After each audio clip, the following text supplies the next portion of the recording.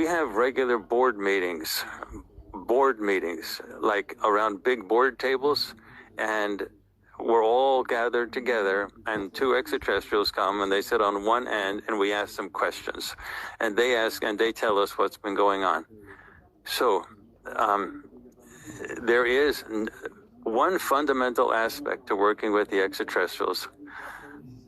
They absolutely insist that humans have to understand their composite nature, that the physical body is not who they are. The physical body is just nothing. It's like some clothing that you're wearing, and that you're actually inside that. This planet is being run as a prison by a group of extraterrestrials who they oppose. I call the ones that we work with the good guys, the good ETs, and the bad ones. They have written agreements with the United States government, and apparently a few other governments, to allow them to operate here on Earth, basically operating a huge, absolutely huge human trafficking operation. They're not interested in the gold or the minerals or the plant life. They want the people. And they want the beings that are inside the people, which are what we call is-bees, someone who is for the purpose of being. Other people call it soul, spirit, which is just stupid, because they're trying to prove that they have a soul. And everybody in the universe says, what the heck are you talking about? You are the soul. Telling us you're your body is like telling us you're your shirt. And humans have been caught in this system. This is operating literally as a prison where people can't get out.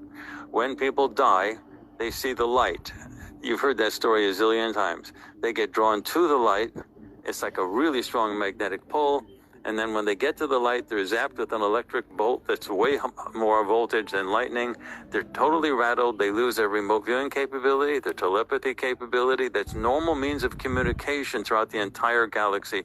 And they lose that. And then an AI comes in. It's all computerized. An AI comes in and says, we've been talking about your case with the Council of Elders. You see the Council of Elders over there? Yeah, you're a very important person, the Council of Elders. And we think that, remember that argument you had with your son or daughter and your grandmother or whatever? We think there's a couple wrinkles in your personality you need to work on. Now, with no memory, been rattled, no telepathy, no remote viewing capability, you inevitably say, sounds good to me, and that cycles you back in the system. This is a psychological prison. It's not held with bars and cement and things like that in a physical prison that we have here. It's a psychological prison. So if the psychology is broken, the prison gets broken down. The good ETs, the ones we work with, they consider everybody on Earth as their friends and relatives who were taken from them like zillions of years ago and placed here. This is also a repository for bad people. That's why we have so many crazy criminals that are pedophiles, that are perverts and things like that, violent people. Bad people get thrown here as well. But they also, because once you get in here, you can't get out, and it just keeps them out of the system. And so you also have the vast majority of everybody are just people who were, thrown here. Maybe they didn't pay their taxes. Maybe they did a wink to somebody's daughter, and it was a powerful bureaucrat. Maybe they, for whatever reason, they were political opponents. They were running in the guerrilla groups. They were opposing the authoritarian groups. Whatever happened, they get put here, and it's a prison that sort of keeps everybody here.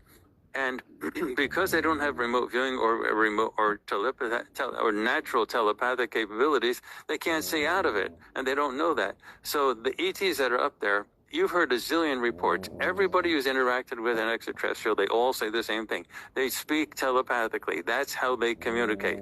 They do not use English. They do not move their mouth and have sounds come out and then listen to their ears. They all communicate perfectly well with telepathy.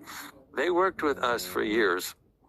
And again, they didn't want to put any focus on it. They didn't want it to be public because they had a lot of stuff to do with a lot of remote viewers.